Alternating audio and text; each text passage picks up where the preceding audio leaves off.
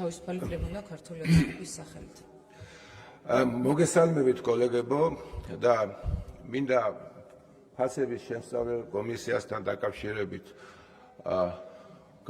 გამოვეხმაურო იმ კრიტიკას.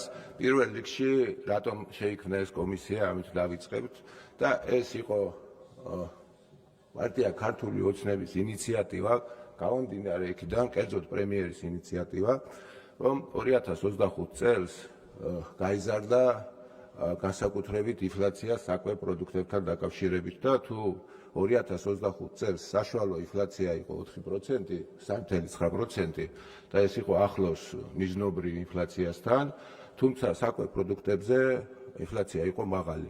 და სწორედ ჩვენი ინიციატივა იყო, რომ შეგვესწავლა რა იწვევს ამ პროცესს და რატომ მოხდა ასე რომ ვთქვათ გაძვირება. და ეს პირველ რიგში იყო არა ფასების დაკლების კომისია, ეს იყო ფასების შემსწავლელი კომისია, კოლეგებო. ქალბატონო დაჯი, თქვენს გასაგონად ვამბობ, ეს იყო ფასების შემსწავლელი კომისია. ეხლა კომისიას რაც შეეხება, მე თავიდანვე აღვნიშნე, რომ მიზანი კომისიის იყო, რომ პირველ რიგში იდენტიფიცირება გაგვიკეთებია პრობლემებისთვის, თუ რა პრობლემები იწვევს საკვებ პროდუქტებზე ინფლაციას. შემდეგ გაგვიკეთებია ანალიტიკა, შესწავლა სექტორის სიღრმისეული და სწორედ ამის შემდეგ დაგვედო გეგმა, რომლის საფუძველზე შესაძლებელი იყო აღნიშნული პრობლემის მოგვარება.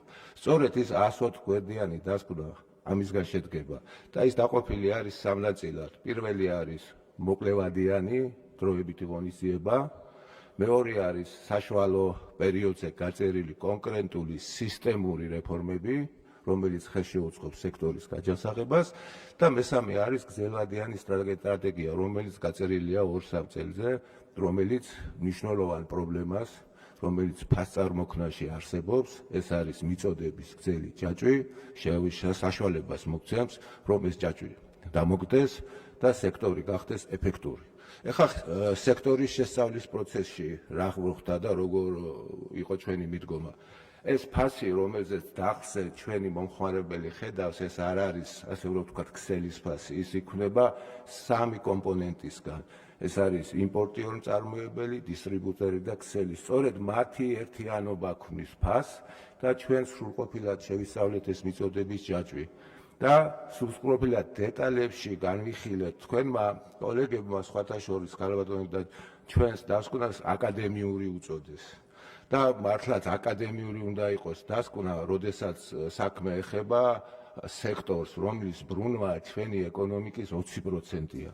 და აქ რაიმე აგრესიული ფორმით ჩარევა ან რაიმე გადაცდომა შეიძლება სავალალო გახდეს არა მარტო სექტორისთვის, არამედ მთლიანად ეკონომიკისთვის და მას შეუძლია ჩაითრიოს სწორედ იმპორტიორი მწარმოებელი, საფინანსო სისტემა და ძალიან სავალალო შეიძლება შედეგი მიიღო. აი სწორედ ამიტომ დასკვნა იყო ძალიან სიღრმისეული და ჩვენ მე პირადად დიდ მიღწევად მიმაჩნია, რომ დიაგნოზი სწორედ დავსვით. და ეხლა რაც შეეხება თუ რა უნდა გაკეთდეს.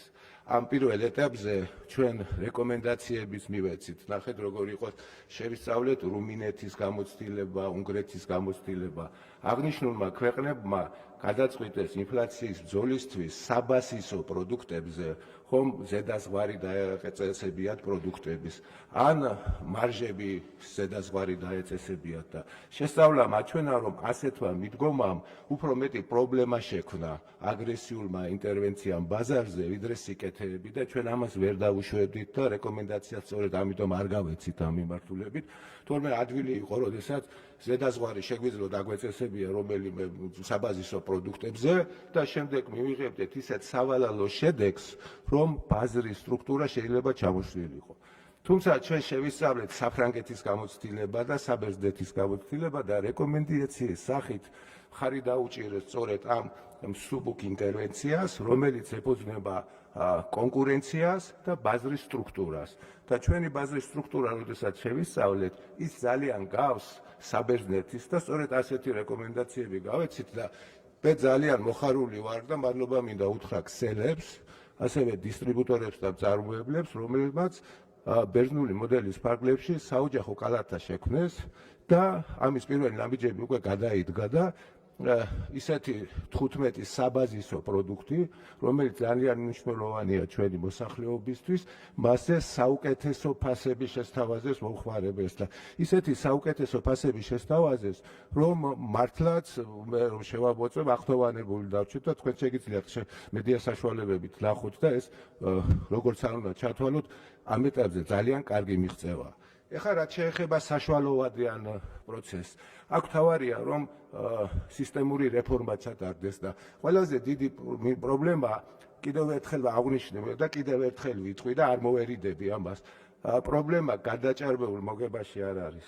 პრობლემა არის გადაჭარბებულ ხარჯებშია, ასე რომ ვთქვათ, არა ეფექტურ ბიზნეს მოდელში, რომელიც დღეს ქვეყანაში გვაქვს. და ეს წლების განმავლობაში ჩამოყალიბდა და შეუძლებელია ის რაც არასწორად კეთდებოდა რა გოგითხრათ 10 წლის განმავლობაში გასწორდეს ერთ დღეში და ამას სჭირდება სისტემური რეფორმა. სწორედ ასე ეს რეფორმა გაწერილია იმ დასკვნაში, რომელიც თქვენ გამოგიგზავნეთ და დარწმუნებული ვარ, რომ საქართველოს მთავრობა ამ მიმართულებით ძალიან მნიშვნელოვან ნაბიჯებს გადადგამს. ამიტომ მოდით ჩვენ მოსახლეობას შეცდომაში ნუ შევიყვანთ. იქ სადაც შესაძლებელი იყო კორექცია მოხდა, დანარჩენს სჭირდება რეფორმები და ამ რეფორმებს ჩვენ ჩავატარებთ. თუ რამე კითხვები გაქვთ, მზადა ვარ გიპასუხოთ. მადლობა, დიდი მადლობა ბატონო შოთა, თქვენი ნაწილი დასრულდა. ახლა ვთხოვ ბატონ არჩილ გორდულაძეს, რომელიც ასევე თავისუფალი ტრიბუნის დროით ისარგებლებს.